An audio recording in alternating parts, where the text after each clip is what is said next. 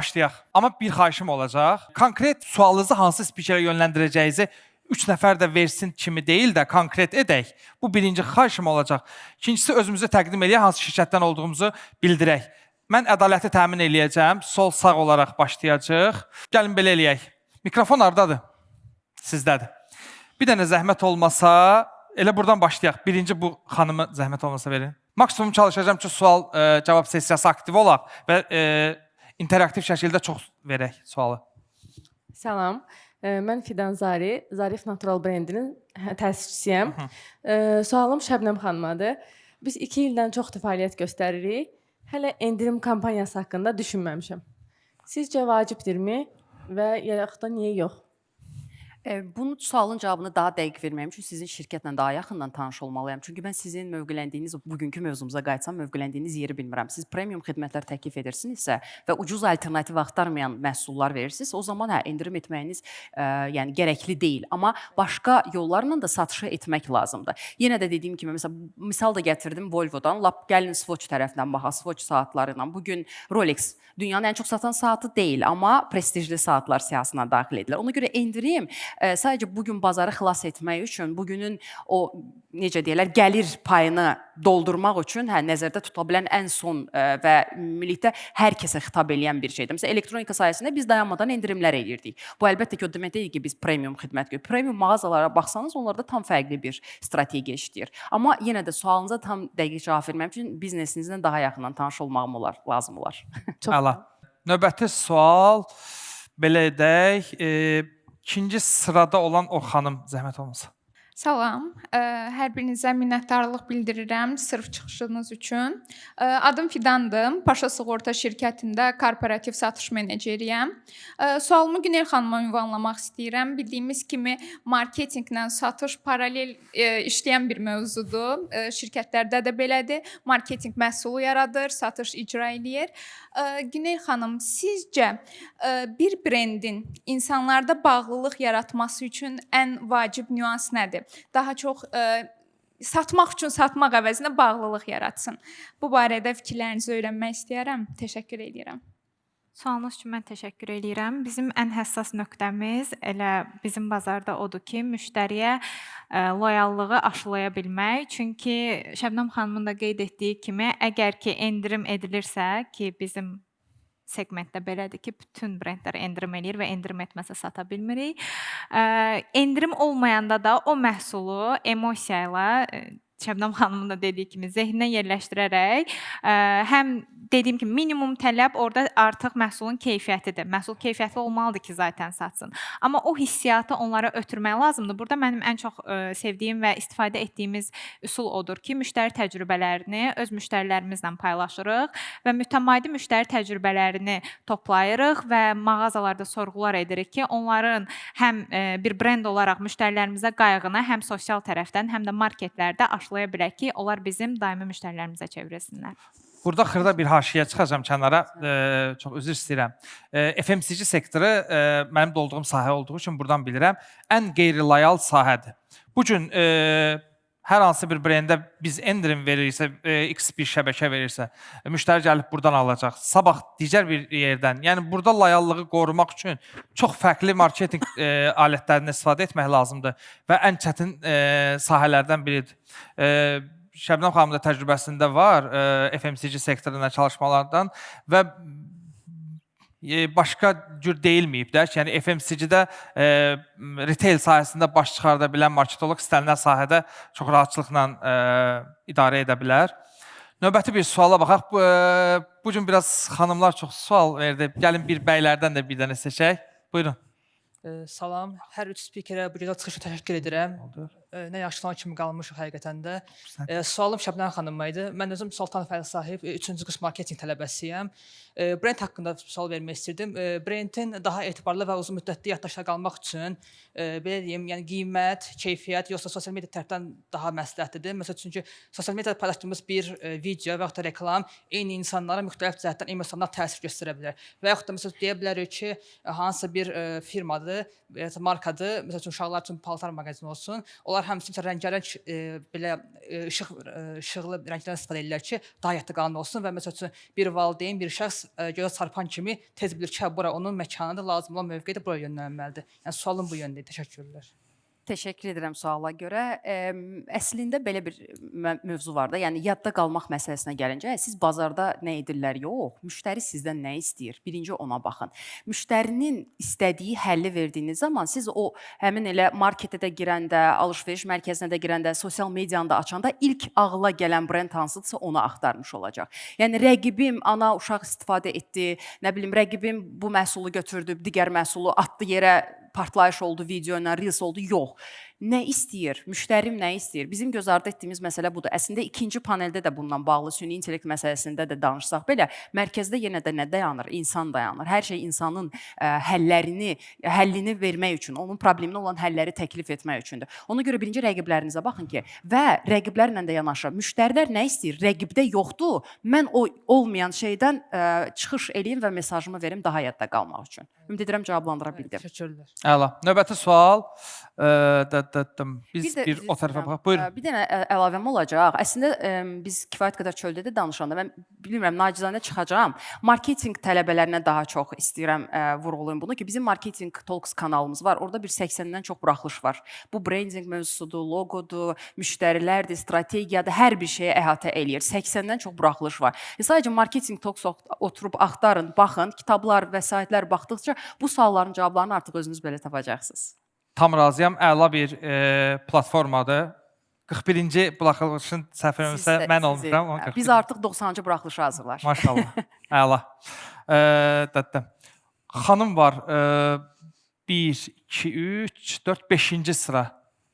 Salam, çıxışlarınız üçün təşəkkürümü bildirirəm. Sualım Şəbnəm xanımadır. Adınızı? Əliyeva İlgül, marketinq və PR şöbəsinin əməkdaşıyam. Əgər bir şirkətin marketinq strategiyasına kənardan baxsaydınız, satışı artırmaq üçün ilk dəyişəcəyiniz meyar nə olardı?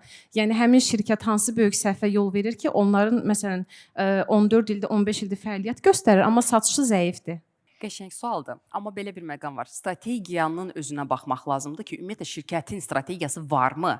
Varsa ona riayət edilirmi? Çünki bugün iki problem var. Strategiya ya yoxdur, ya da sadəcə vərəqdə yazılı olaraq var. Və bayaq dediyim o məsələ var idi. Satış komandası ayrı bir mesajı verir. Sosial media tam fərqli bir obraz yaradır. Reklam tam fərqli bir mesajı verir. Ona görə bunları da nəzərdən keçirmək lazım. Yəni bu sadəcə 5-6 dəqiqəyə cavab verə biləcəyim bir şey deyil. Amma yığcam olaraq desəm ki, tutaq ki, kimsə deyir ki, mənim satışlarımda problem var. Mən hardan axtarım o problemi ki, hiss etdim ki, o məsələdir.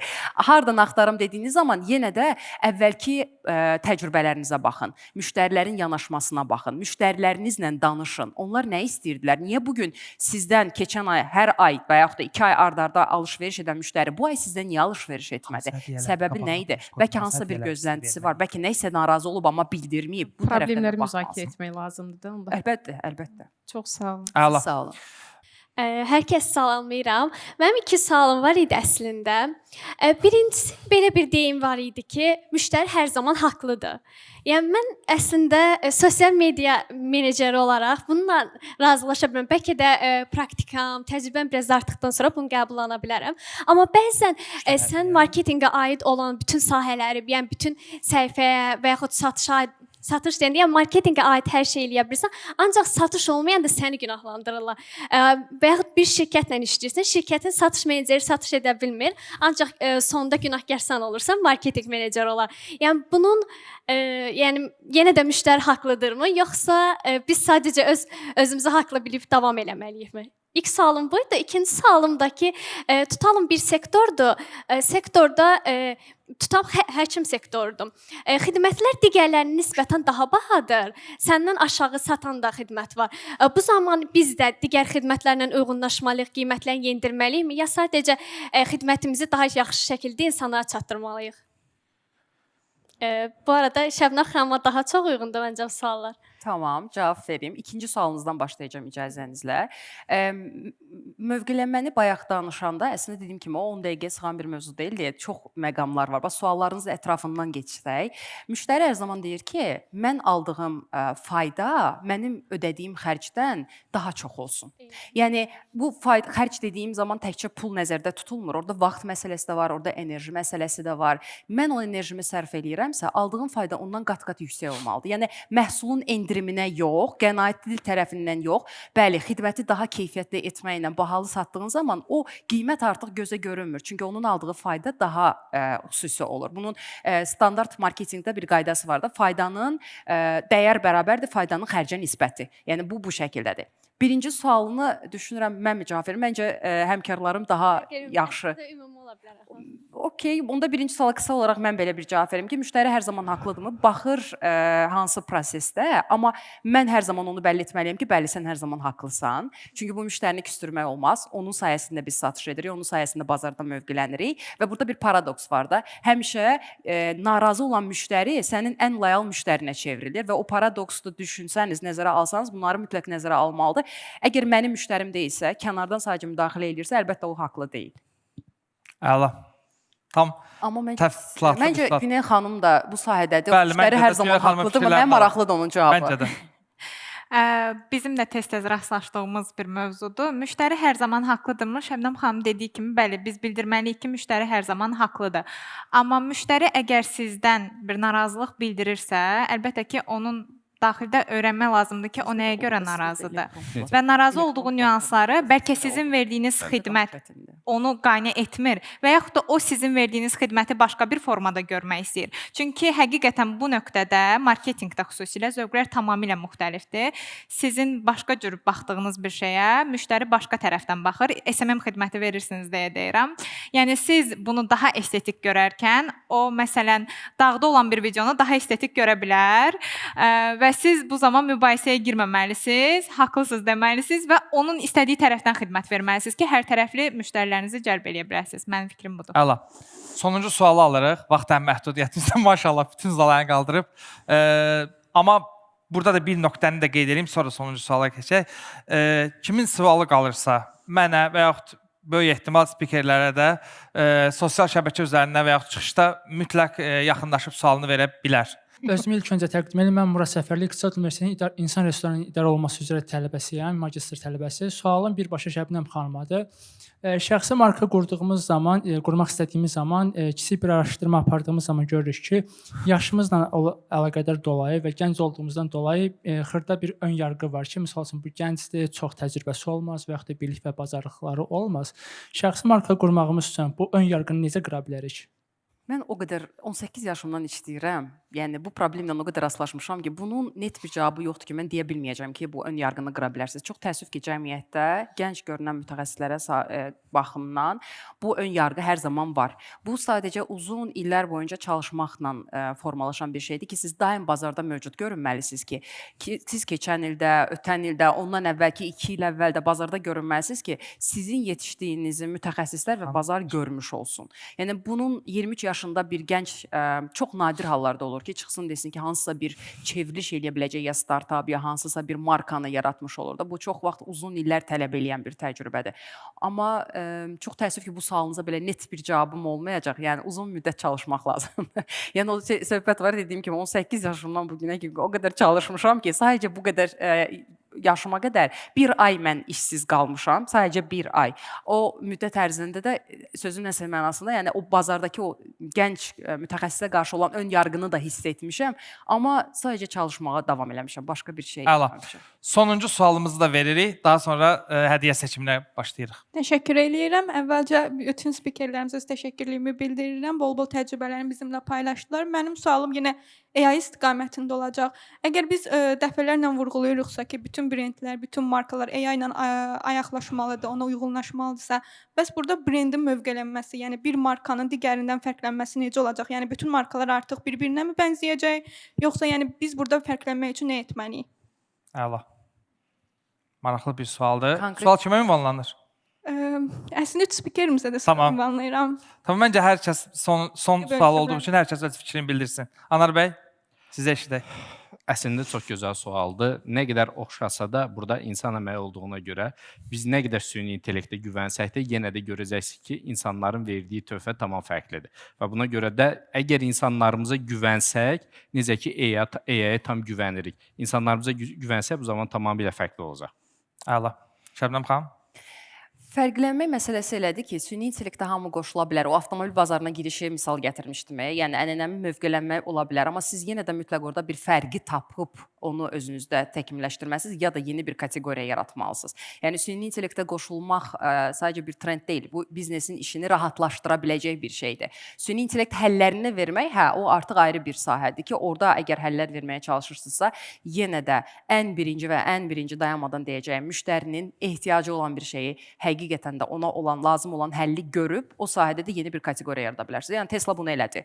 Nə bilim Spotify bunu elədi. Yəni daha əvvəl musiqi dinləmirdikmi? Dinləyirdik, amma Spotify daha fərqli bir yanaşma ilə mövqələnmiş oldu. Əla.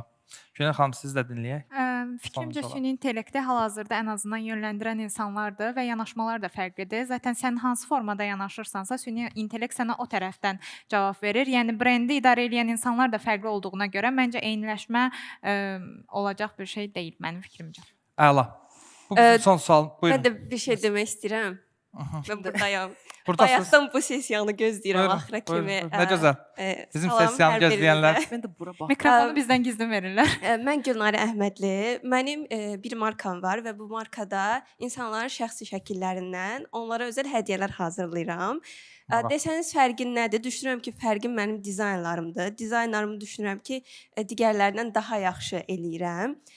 Sualımı məncə Günel xanım və Şəbnəm xanım daha yaxşı cevablaya bilər. Sizcə mən bunu necə göstərə bilərəm? Necə fərqlənə bilərəm? Yəni məndə bunun fərqli olduğunu necə sosial mediada göstərə bilərəm insanlara? İnsanların şəkillərindən hədiyyələr hazırlayırsınız. Bəli, çərçivələr bəlkə də görmüsüz. Yəni portretdən söhbət gedir. Yəni şəkil sadəcə ramkada olan bir şəkildir, məsələn, yoxsa sizin rəfiqənizlə və yaxud da ki, ananızla və s. şəxsi şəkillərinizdən fərqli bir dizaynlar, özəl dizaynlar hazırlayırsınız. Aha, yəni siz bunu rəqəmsal formada dizayn edirsiniz, şəkil hazırlayırsınız. Yəni çəkilmə deyil də, onu başa düşməyə çalışıram. Yox, çəkilmə deyil, bəli. Sırf sizin məsələn yəni karikatura kimidirsə, burada artıq biraz sizə Metanın reklamları da dəstək olmalıdır. Orada yəni insanların maraqlarına uyğun reklamlarınızı yönləndirməlisiniz. Influencer marketinq bizdə bu cəhətdən nə dərəcədə ixtisaslaşıb düzü deyə bilməyəcəm. Çünki o qədər də qida sektorunda olduğum üçün uzun bir müddətdir. Amma yəqin ki, influencer marketinq tərəfdən də araşdırmaq lazım olacaq və düzgün kontenti yaratmaq. Bilirsiniz necə? Mən həmişə düşünürəm ki, müştərilərə çatmaq üçün müştərinin bunu istifadə etdiyini və bunu necə istifadə etdiyini qarşı tərəfə ötürmək lazımdır və həqiqi müştərilər, hansı ki bu süni olmadan qarşı tərəfə ötürülmədi. Bizdə necə bir təcrübə olmuşdu? Bunun rəsmə bilmirəm, inteqrasiyasını necə edərsiniz? Biz məsələn rayonlarda bizim müştərilərimiz hansı ki Instagramdan bizlə əlaqə saxlayır, gedirdik onların evlərində, onların süfrəsində o məhsulu çəkib təqdim eləyirdik ki, yəni həqiqətən bunu hansısa X bir rayonda X bir ailədə istifadə edən və bəyənən insanlar var. Eyni formada siz də müştəri təcrübələrini paylaşa bilərsiniz və düzəltdiyiniz dizaynların bazarda olmayan, boşluqda olan hissəsini tapıb hazırlasanız, məncə yetərincə müştəri qazanarsınız. Əla. Mən sual verəcəm sizə ki, bu işi niyə görürsünüz ümumiyyətlə? Çünki birincisi bacarıram, ikincisi sevirəm. Tamam, sizcə niyə insanların ehtiyacı var buna? Çünki özəl günlər var, həmişə də olacaq və özəl günlərdə insanlar özəl hiss etməyi sevirlər ona görə. Hansı boşluğu görüb girmisiniz ki bu bazara? Hansı boşluğu görmüşəm? Yəni ən yaxşı dizaynı verirəm deyə bir cavab yoxdur. Bu sizin rəqibləriniz də bunu deyirlər ki, biz də ən yaxşısını eləyirik, əlimizdən gələni. Ona görə mənə maraqlıdır. Bax o hansı boşluğu görüb girmisiniz? Özəl günlərdə, özəl hədiyyə axtarışında olanlar əgər tapa bilmirlərsə buna görəmi, yoxsa başqa bir cavabı var? Bax, həmin o sualın cavabındadır əslində sizin sualınızın cavabı. Ki, mən bazarda niyə varam? Ən yaxşı dizayn məndə var deyə yox. Verəcəyim mesaj nədir? Misal üçün, biz də təlim sahəsindəyik və kifayət qədər də marketinq təlimləri verən bazarda şirkətlər var. Amma məndən sorsanız ki, niyə təlim verirsəm, konsaltinq əlaqələr, mən deyirəm ki, mən özüm uzun illər ərzində marketinqi öyrənmək üçün o qədər xaotik bir dövrə girmişdim ki, hamı hər şey danışır, hamı hər şeyin ən yaxşısını danışır, amma mən hardan başlayıb, harada bitirəcəyimi bilmədiyimə görə dedim ki, özüm heç olmasa bu sahədə mənim kimi olanlara faydam ola bilsin. Yəni mesajımız bu yöndədir. Eyni şəkildə siz də ona baxmalısınız ki, siz niyə bazarda müştəriyə bunu təklif edirsiniz ümumiyyətlə? Müştərinin bu nəyinə lazımdır? Əla.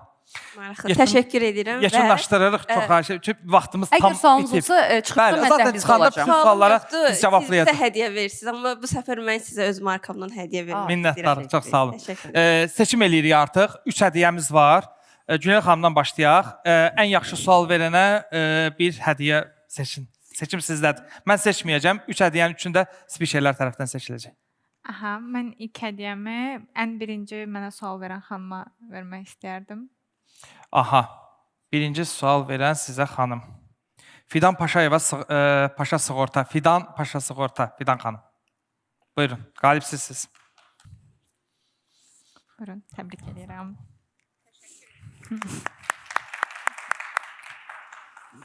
Əla. Növbəti hədiyyəmiz Şəbnəm xanım. Şəbnəm xanım demişdi ki, mən bəyənməsəm sualı onun cavabını yağlı sual verən olsa hədiyyəmi təklif edirəm. Şəbnəm xanıma da suallar çox gəldi. Buyurun Şəbnəm xanım, seçimi siz edin. Mən biraz yenə də o düzdür bizdə konsultasiya demişdim, amma o biraz ağırdı. Belə bir şey təklif edə bilərəm. Bir nəfərə yox. Burada belə fikir verdim ki, xanımlar, öz işini quran xanımlar var, hansı ki, onların kiçik bir nacizanə söhbətə ehtiyacı ola bilər.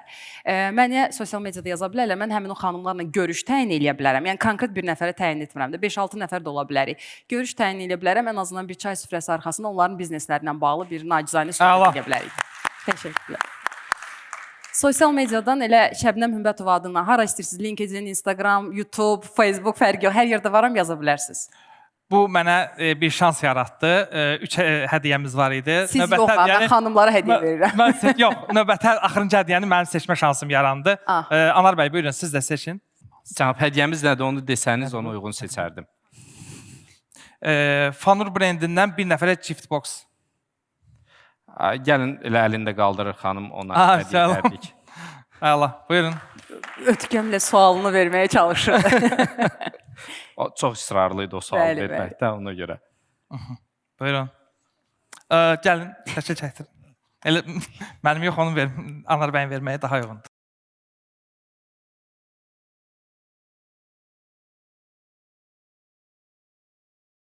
Sağ olun. Və sonuncu hədiyyəmizi icazənizlə mən verəcəm. 360 Marketinq Agentliyindən bir nəfərə 30 may tarixində keçiriləcək retro axşamı şam işığında konsertinə bilet. Mənim üçün ən... Uğur bəy, sual vermək lazım idi. Bayaqdan mən dəfələrlə sizə dedim və xanım. Buyurun, xanım. Bəli, siz.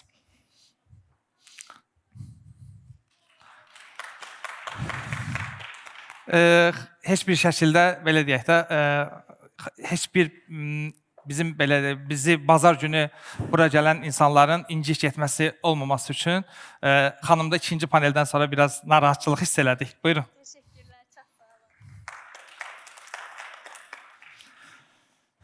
Belə, bir daha minnətdaram.